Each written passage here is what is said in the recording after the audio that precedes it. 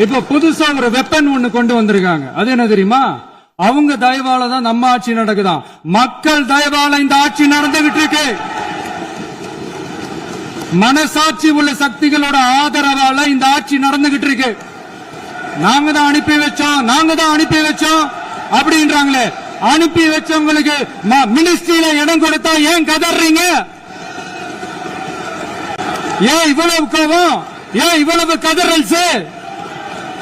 இதுல இன்னொரு முக்கியமான விஷயம், மார்க்சிஸ்ட் கம்யூனிஸ்ட் கட்சி நமக்கு ஆதரவு கொடுத்தது சுயேட்சையா எடுத்த முடிவுன்னு சொல்றாங்க. அதே மாதிரி இந்திய கம்யூனிஸ்ட் கட்சி நமக்கு ஆதரவு கொடுத்தது சுயேட்சையா எடுத்த முடிவுன்னு சொல்றாங்க. நான் கேட்கிறேன், தமிழ்நாட்டுடைய முதலமைச்சராக ஆகிவிட்டீர்கள், எப்படி ஆனீர்கள்? இப்போது விளக்கம் சொல்லிக் கொண்டிருக்கிறீர்கள். எங்களால் தேர்ந்தெடுக்கப்பட்ட, எங்கள் கூட்டணியிலே தேர்ந்தெடுக்கப்பட்ட சட்டமன்ற உறுப்பினர்களை அனுப்பி வைத்தோம், ஆட்சி பொறுப்பிற்கு வந்தீர்கள் சொன்னீர்கள். அதற்கு அவர் பதில் சொல்லிக் கொண்டிருக்கிறார், நாங்கள் அவர்களை அமைச்சர்களாக ஆக்கியிருக்கிறோம் என்று சொல்கிறார். அமைச்சர்களாக ஆக்குவதற்கு உங்களுக்கு வெட்கமில்லை, அமைச்சரை பொறுப்பை ஏற்றிருக்கின்ற அந்த கட்சிகளுக்கு வெட்கமில்லை. ரெண்டு பேருக்கு அரசியலில் வெட்கமில்லாத ரெண்டு பேர் சேர்ந்து கொண்டு நாங்கள் ஆட்சியை நடத்துகிறோம் என்றால் நாங்கள் ஏன் வருத்தப்பட வேண்டும்?